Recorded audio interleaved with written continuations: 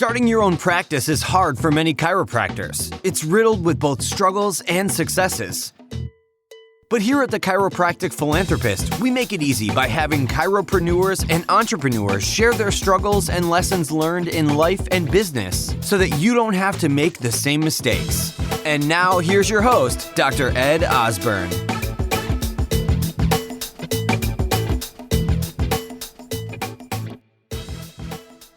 How much better would your life be if you could practice by choice because you had multiple passive streams of income supporting you?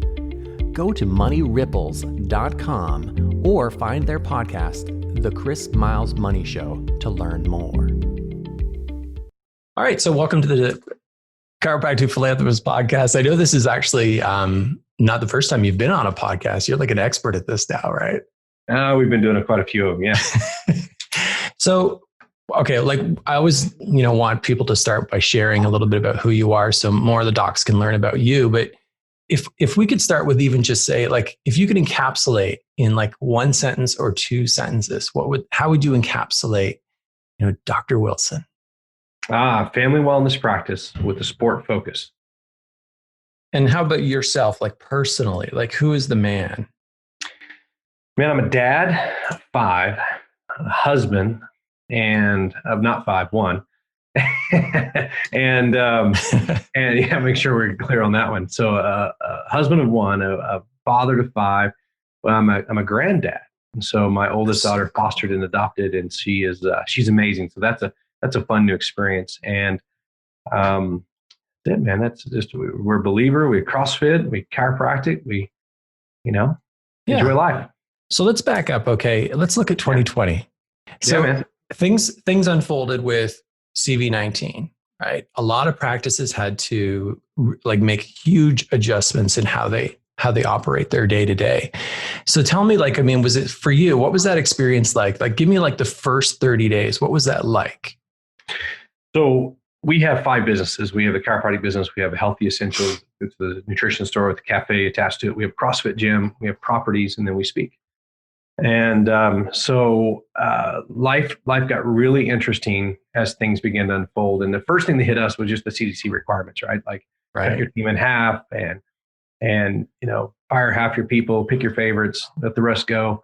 And so the first 2 weeks was really just bizarre. I mean, it was, and I realized I am not a fortune teller because there was things that I said, oh, that won't happen. And it happened. And we had trips we were being canceled and I think the problem was, I guess in the States, I always took my freedom as an absolute. And I found out that my freedoms were not absolutes because of the changes we had to go through so fast. So we were a quick shutdown. The thing I saw in any crisis, I think the thing that you need to do is you need to communicate clearly, and your brand will be what people remember. And so for us, people always knew that stress equals subluxation equals bad health, down the road. And so for them, when stress went up, we had more people trying to get to us. And so it was the message that we had already set before COVID that set us for that. Now, by design, we really crimped back our schedule. We really crimped back our staff. We followed all the guidelines that were out there. And really, we didn't know what it was. I mean, our state board in Texas sent a lot of early messages about it. And I was one of the first early people that got turned into the Texas board for talking immunity and chiropractic. Oh, wow. So I got a phone call from a board member and said, hey, we know you speak for us. We know your passion towards this, but just understand that in chiropractic, there is 0 double-blind controlled placebo studies right now. And we just got done with a battle in Texas that was over diagnosis and neurology. And he says, he said, frankly, we cannot afford this fight right now. We physically can't afford this fight. So let's not open any Pandora's box. So we felt like our carpet had gotten ripped up from under us. And we felt like the one message we could hang on, the one message people needed to hear, we couldn't say. And so we sat back, and all of a sudden the song, The Eyes of Texas Are Upon You, the eyes of the board was on us. And I had 118 other doctors in Texas got letters. And so we had to strip our site down. We had to pull, they had very specific things noted. On this date, you posted a video about this. On this date, you posted this and this. So we had to strip our sight down, and we felt like we were exposed by our own profession for doing what we knew we could do, what we've done for 25 years, So all of a sudden, we had to rethink and retool and rebuild everything that was there. And it really made us go back and establish our purpose again. And there was a slight season of pissed off. There was a slight season of pouting, and there was a slight season of, then it went back to pissed off. And so it's like, you know what? I want to be, to use our friend David Jackson's word, passionate. I'm pissed off about the state of this thing, but I'm passionate about helping them. I'm going to mix those two together. So we just began to climb out of our own state board's scrutiny and say, well, what can we say? And it made us really think. It made us really go back to why we do what we do as a profession. And so we started coming from that angle. And as we began to launch that new message out, that stress in the nervous system weakens your body. And so we're experts in this. And David Fletcher and I had some great conversations, and Keith Wasung and I had some great conversations about what research is really out there. And man, we started putting it together, and boom, it just exploded. And so March we were down. April we were down, but not as far. May we started climbing out of it. June we had incredible June, incredible July, and we sit here and we've got money in the account. We've got our teams put back together, and so it has been a wild ride. Yeah. So, I mean, was there ever a time along that, in those 3 months that you just felt like, man, this is, we're done. This is, we're never going to dig ourselves out of this. There's too many regulations. There's too many things that are happening right now. Too much uncertainty. No. What's weird is that when I was a young chiropractor, and I mean, like maybe my first year out, I remember hanging around these guys called Sigafus and Neil Stern, and I was this little peon guy at Parker Seminars, and I figured out that if I could work in the rooms, if I can volunteer, I could hang out with the greats, because I had to carry their bags and set up their laptops and do the things to get the seminar going. And so I just got around some people, and just being around those conversations. I remember one guy looked at me and he goes, and I was a young kid, and they were all talking. And the conversation was, if you're the last chiropractor on planet Earth, would chiropractic survive? Right. Now, that's a hard question. That's a kind of shake your, did I wet myself in the britches kind of thing? Does, like, if I'm the last chiropractor, will chiropractic survive? And I went home and I thought long and hard about that. And I made a decision at that moment that if I was ever left to save the profession, then I would do what I could. And so I revisited that thought and thought, okay, do I need a seat at this board? Do I need a seat at the school? Do I need a seat at, do I need to reconfigure my time into the politics of this profession? Or do I need to put my head back down in my practice and do what I did? And I chose the second. I said, those guys up there, they're going to do what they're going to do. And I'm going to do what I was designed to do, which put my hands on people and save their lives through the power of the chiropractic adjustment. And by making that decision, we put our head down. And that's when I said, success comes from you, not to you. And so success started coming from us, and we got out of our pity party of what the board told us we could do. And we got into the party for our practice. And everything that's there, we just swing and hit now. And like I said, man, it's mandates, mask mandates. It's kind of like, bring it, whatever you have, we're going to turn it into the story of powerful. And I think that's the thing that we've been doing. I mean, we've had the conversation with people, but mainly it's about, where do we want to go with this thing? If I'll keep that outcome in front of me, it's been a little bit different. Yeah. Well, I've moved to a new town, right? And so, just down the street from where I moved, there's an office across from the Starbucks, a chiropractic office. They still have their sign out, right, on the pylon, but clearly the sign's removed from so I have this story in my head that they closed because of CV, which could be true or not. But I mean, I tell myself this story, and I've talked to a lot of doctors, and some docs say, they're thriving, like it's busier than it's ever been before. And then other doctors are like good doctors, right? Really good people. And they are gone, like their business is gone. And by the way, I would have been one of those docs. I didn't have the business acumen to make it through something like this. I know I wouldn't have. So would you say, I can't remember who it was, but someone said to this, I think it was Tony Evil said this on one of my posts, that the people who are thriving right now are the ones who have the best patient education and the ones that have the best business systems. Would you agree with that?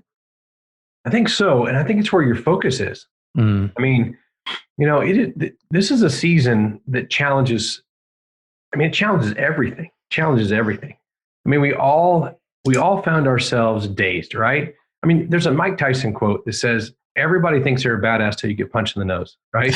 Yeah. And so, and you think about that, everyone thought they had it down until you get punched in the nose.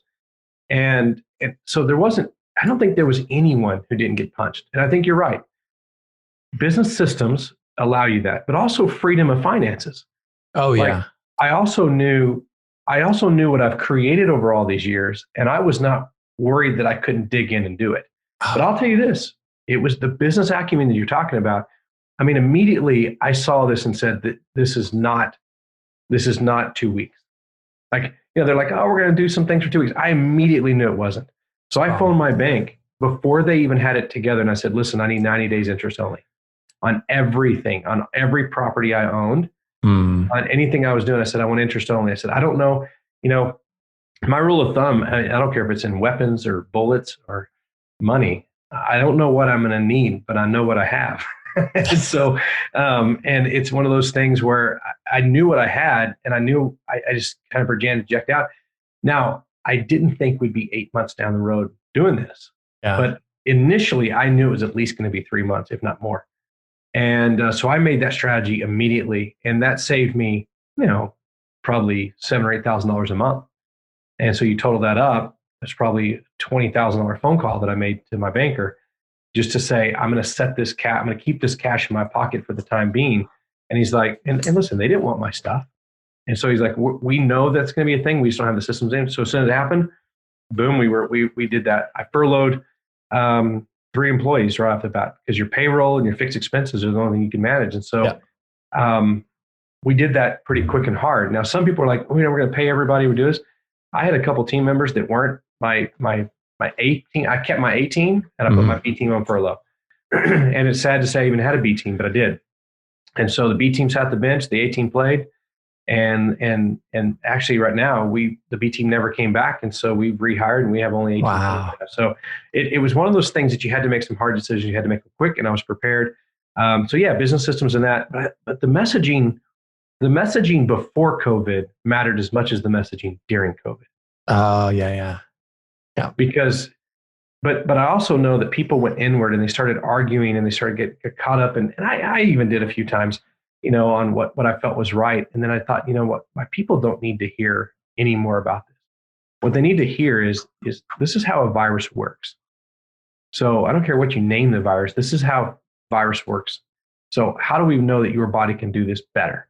And we just changed the conversation. Instead of even naming COVID or whatever, we just wanted to teach them, this is what your body's up to. And so we know our patients' lives are better with chiropractic in it. So we know that for a fact. And we just had to keep asking the question, no matter what the rules, no matter what it is, how do we make sure that we can stay in our patients' lives? And how do we make sure that we're better because of it? And I'm a bit of a non-rule follower anyway. So It was pretty easy for me to not get so caught up in the rules. I mean, we don't make anybody wear a mask in the office. They wear a mask, we'll mirror them, but we're not gonna do the thing because they said mask up, and we're gonna be we're following our convictions, our beliefs, and when somebody asks us, we'll share it with them. And we find out people are really appreciating the smile and the leadership right now. Yeah, I mean, it's such an adjustment I think for everyone. Well, I mean, clearly in practice, but I have really no concept, right? I can just only imagine what would have to happen for me to adapt in my business to this new reality. And I feel like it is kind of a new reality. I'm going to throw this quote. I just thought of this quote. I've heard it. I think it's also, I don't know where it came from, but it's probably not appropriate. We'll see. It's never allow a good crisis to go to waste. Have you ever heard that before? I have. Yeah. I have. And so do you, I'm going to make this a positive thing. So what is it from this experienced so far that you would take away and go, look, Ed, I never would have realized this if it hadn't been for what this happens over the last 3 months?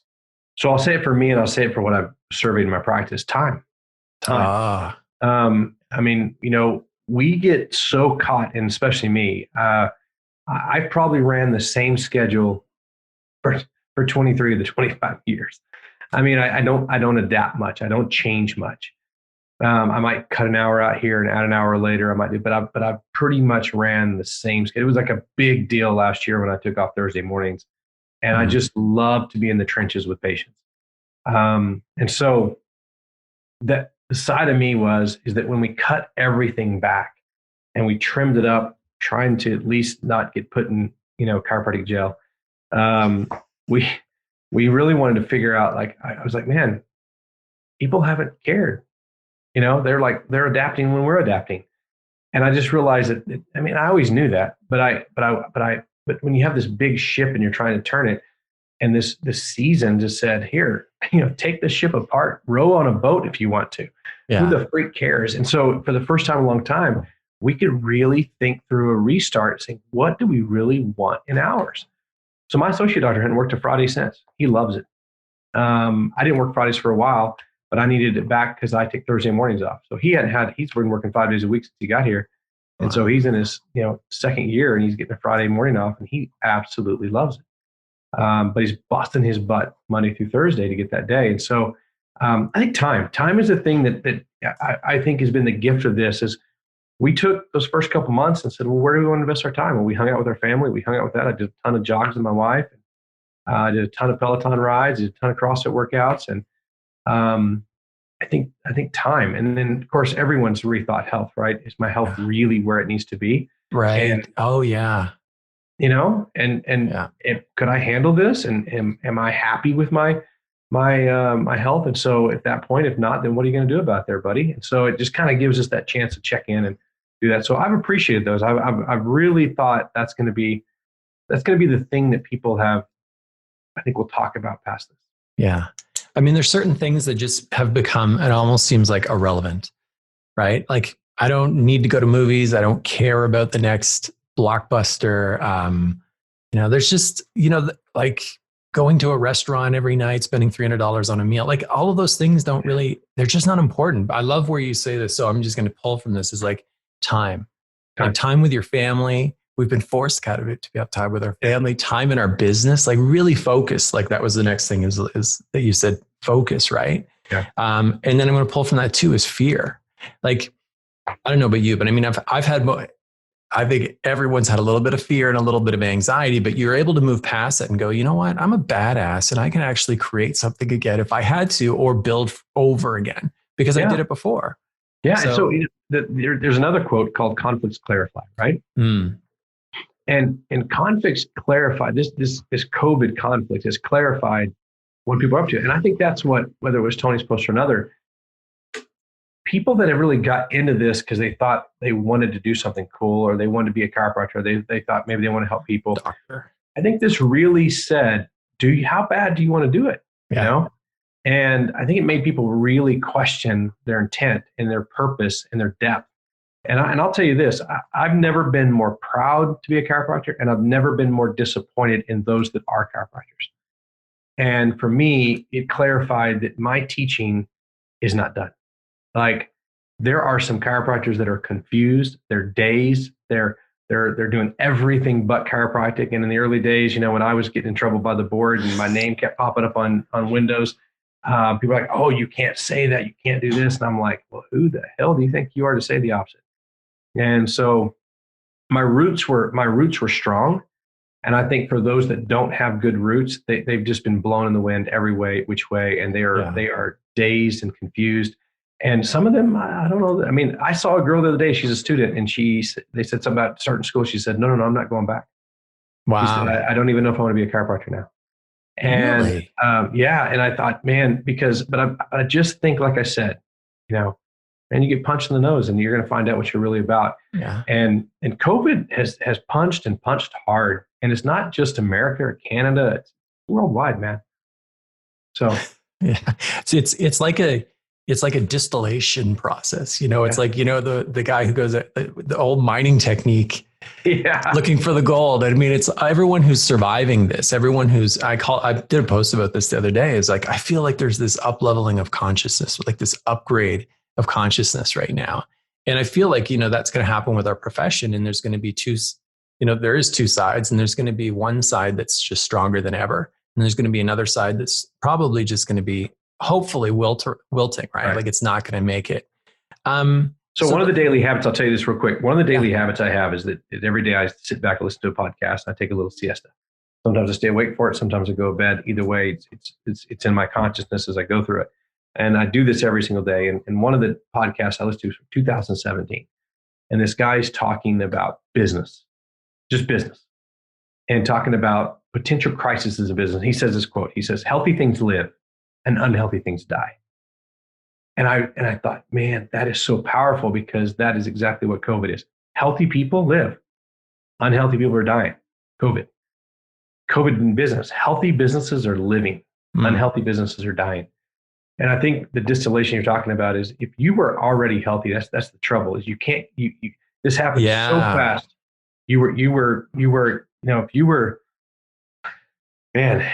was not a time to think. You had to be ready to react. And if you didn't react, and you just thought, there's a lot of people that are like, it's a pie in the sky, it's going to go away. Those people are closed. I know several of them. They closed their doors, and they're no longer in practice, and they're blaming COVID. And the truth of it is, they were already unhealthy. They already had unhealthy cash flow. They already had unhealthy savings. So there you go. We can chat about the business aspects of this, the practice aspects, the entire conversation here. And we got I know I only have you about for another 3 minutes. So here's what I want to ask you though, is like, how do you keep your level of certainty up? How do you keep yourself from, falling? Like, there's so much negativity on social media. There's so many things that are like hammering on us, the board and all of these different things. How do you keep your focus and keep your emotional certainty up? So, I would tell you this, the challenge that I had is that I listened on social media. I was curious. I mean, it was a bit like in NASCAR. I don't watch NASCAR to see who wins. I watch NASCAR to wait for the wreck. Yes. And, most people do. And so I was watching, looking for it, but I would get trapped in it. And what I really realized is my frustration is the beliefs that I carry about who I am as a chiropractor. And they're deep. I mean, these roots I dug them years ago, and I planted them. And I think, over the years of watering those roots, you just have to go back to your roots. And, I've got a family, for goodness sake. My daughter, who I was talking about earlier, followed all the rules. I mean, she did everything. She lived in San Antonio. They did everything perfectly. She went on one trip that her husband bought her from. She went to San Antonio to Austin, went inside and out of a hotel, wore a mask, went to dinner, wore a mask, the whole thing, did it all. She gets COVID, brings it home. Husband gets COVID, kids get COVID. They all got COVID. And they had 3 tough days, and now they're better. And so she was worried. And when I was telling her, to answer your question in the long version, I told her, the power that makes the body heals the body. It happens no other way. Now, Summer, you're going to have to trust this. And you're going to have to just trust that your body has that ability. And it's the same message I've told our patients, same message I told my team. And so our team stands in confidence that that's the power. And so what do? We adjust our team several times a week. The doctors adjust themselves several times a week. Why? Because the certainty that we have lives in these adjustments. And if we're not living that out, then we can't stand in front of others and say it. So it's a difference in selling chiropractic is selling snake oil. Yeah. I'm not selling an idea. We're selling a principle that we live out every day. And I think that's the difference of when that certainty is never been rooted, and people have just been following an idea, or worse yet, they've been following a person with an idea. Then they're just shallow. And this is really shown. It's like a hurricane, those shallow water things are going to get moved. And those deep water things, they're just not going to have that much effect. And I think that's what you said, the distillation's been all about. Yeah. Yeah. I mean, it is. You're rooted in the foundation of the philosophy of what we do, and the principle of chiropractic, the principle of the adjustment. And believe it or not, actually most of the public get chiropractic. Anyone I ever explained, subluxation and chiropractic, and how the adjustment works, I mean, they always go, oh, okay, that makes sense. Yeah. Like they didn't need me to show them 20 double-blind studies. So, I mean, I love this. So I'm just to pull from this is like, okay, life goes on, life went on, and it's going to continue to go on. And in the future, I mean, rooting ourselves in our philosophy as chiropractors and what we do in the profession is what's going to build your business, but it's also going to keep you emotionally strong in your practice. Yeah. I mean, listen, it's all of us have had to reset. I mean, we just went through training, and the training was all about resetting, rethinking, and rebuilding the process, right? Like, go back and really find out, hey, listen, to the people on your team, the one you want. Are the people in your life the ones you want? Maybe so, maybe not. Maybe figure that out, right? Maybe, is your purpose one that you really have chosen and you're diving deep into? Are the goals the ones you like? Are you really chasing something up the ladder that you really want? People have really got a chance to look at that. And then, of course, the process, the procedures, all those things that are around our world, are they working? Yeah. And is it easy to become a new patient in your office, or is it still complicated? And so I think it just gives us a chance to do that. And it's going to be the gift of COVID. COVID's a mess, but there's always a gift in the mess. And that's what it is crises clarify. And if people are not clarifying, it's because they're focused on the crisis. They're not focused on the outcome after. I agree. I mean, this is a time for, and I've seen this, but and I don't know about you, even myself included, is that, a lot of people have been forced to go inward and to really look at, those things like, who am I associating with? How am I running my business? How is my life set up? How is my health? Yeah. So, hey, I want to thank you so much for being on the Chiropractic Philanthropist today. So I know this is not our typical flow, and anyone who's listening today on the incredibly valuable conversation, because I think it's time that we start, bringing these conversations to the surface, because I think there's a few things that are going to be occurring in the future. So we want to support every doctor, just not, in the States, but globally, and make sure that everyone is successful and staying strong. Well, I think people are, super confused. I mean, this is a virus that has an effect. There are people dying from it. It's not easy. And so our role in that as chiropractors is to make sure that we build a body worth living in. And that's something that we can, if we put our focus all there. Like, no one hired me to talk about masks, right? No one hired me to post about it. No one hired me to, and I've done it, but I'm saying I have to go back and say, what did they hire me to do? They hired me to give them the best damn adjustment I can. So who do I need to be to give them that best adjustment? And that goes back to my with the way I walk in my life, the way that I, what I put my attention towards. So I think the people worldwide, this COVID's not going away after, everyone's like in the States, everyone's like, oh, the COVID's going away after the election. No, it's not. Not. Well, my fingers are crossed, but no. I wish, but when you see people in Africa wearing masks, and our friends in New Zealand that shut the borders, and our friends in UK are some Europeans are going wild. It's just like it's not just here. We've had a lot of great FaceTime, some glass of wines with all of our friends all over the world that we would normally see at our big speaking events, and we're not seeing them, so we're having wine with them on our porch and FaceTime. And so it's bizarre to hear how this has affected the world. And I just love that our role in this can be so powerful. And I think here's the thing. Our frustration is we realize we don't have any good studies for that. So Heidi Halvick and I and several others have been in touch. And if there's ever, I'll make a push. If anyone ever is frustrated with this, Heidi Halvick is positioned to do the research. She just needs the money. So you can support that by reaching out. She's got a great foundation, the Australian Spinal Research, directly donates to them. Craig Foote does that. And this is an amazing way to put our money where our mouth is and finally get a study that shows that chiropractic boosts immunity. And we need that in the next couple of years, because this is not the last thing that's going to hit. And we need to be able to come forward from here on out. Yeah, I agree. Hey, cool. Thank you so much for giving back today. Oh, man. Thank you for having me. Appreciate it. So you've heard the struggles, you've heard the successes, and this episode is done. But there's still so much more to come and so much more to learn.